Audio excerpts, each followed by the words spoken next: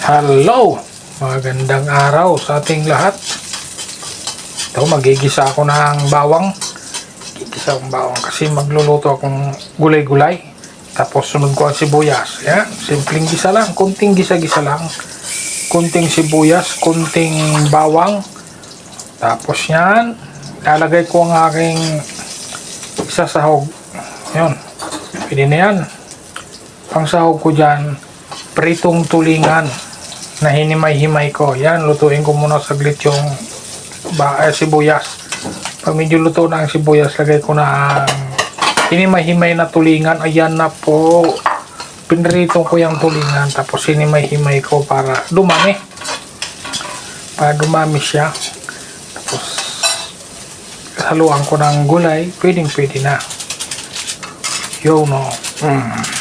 Tapos lagyan ng kunting tuyo lang para kumulay. Tapos di na maglagay ng asin para di tayo masubrahan sa alat, kaya wag na mag-asin. Okay na yung tuyo. Tapos lagyan lang natin ng paminta yan, pamintan durog. Ayo, sabay halukay lang. Kaya maya kunti kasi luto naman ng isda, prito naman yan. Lalagay na ang kalabasa yan. Nilagyan ko ng kunting tubig pala. Nilagyan ko ng kunting tubig para mayroon man tayong pagluto sa gulay. Yung kalabasa at sitaw. Yun o, lagay ko ng kalabasa. Yun, ang ganda niyan. Per kilo ang bili ko dyan. 60 per kilo. Kaya tipid na tipid yan. Sarap, pero ang sarap na yan. Tipid na, masustansya pa. Ibig mo kalabasa at sitaw na may halong tulingan. Ano siya pritong tulingan. Yung iba dyan, gataan lang yan. Dagdagan ko pala ng tubig para dumami-dami konti, baka matuyuan. Kung iba niyan, gagataan yan, lagyan nila ng alimango. Ito, napakasimpleng ulam nito. Ginisang kalabasa at sitaw. Dapat nito may gata, pero ito igisa ko lang parang adobo na may hinimay-himay na tulingan. Yan lang. Simpleng ulam. Simple. Tayo ko lang maluto ang kalabasa at saka sitaw. Yan, pagkatapos kainan na. So yun, ito kulong-kulo na. Kunti na lang. Maluluto na to. Huwag na masyadong halukayin kasi baka madurog ang gulay. Pwede yan, pero malapit na yan. Hina lang apoy. Pagkaluto ang kalabasa at sitaw, kainan time na. Okay, konting-konti na lang. Eto, luto na. Pwede na. Kainan time na. Kainan. Yan po. Luto na to siya. Kaya kainan time na. Yun, to. Kainan. Tara. Kainan po. Kainan time na.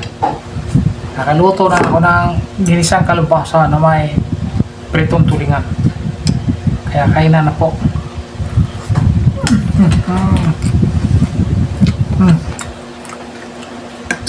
May dumaan.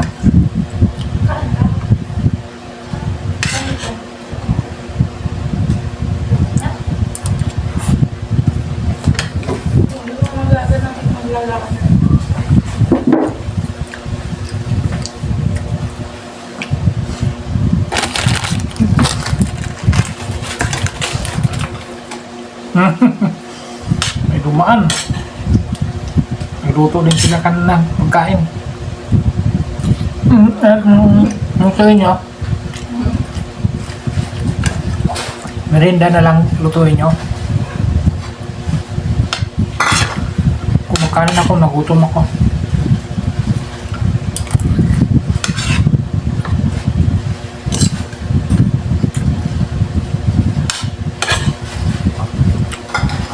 Dahil lang may gulay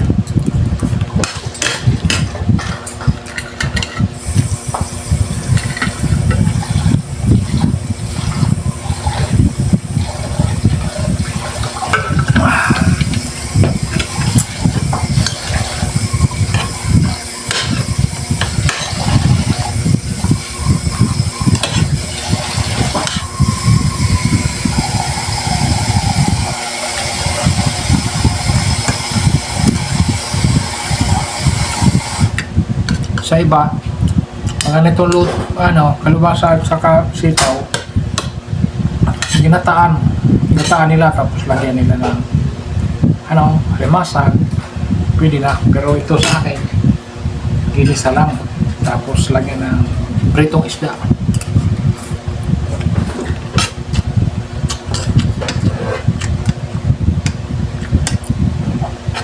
Bawal sa alimasag eh. Tsaka wala tayong pambili nun. Alimango, wala tayong pambili. Mahal yun masyado. Tamang isda at gulay-gulay, okay na.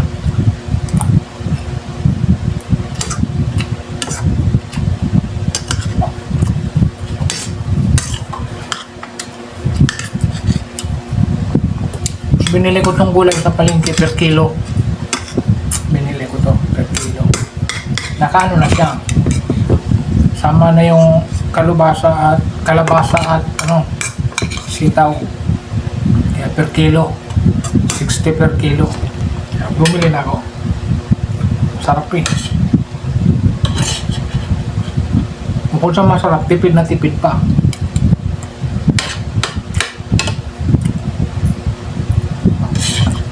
Bibili ka nung ikaw pa maghiwa, medyo mahal yun.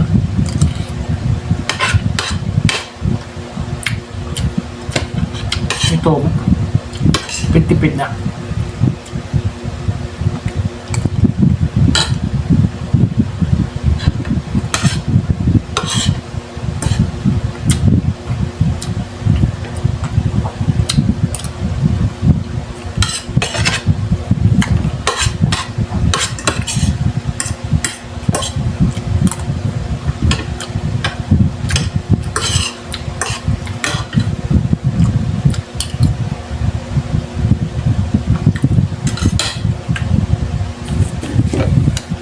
Yun. Ayos, nakaraos na naman.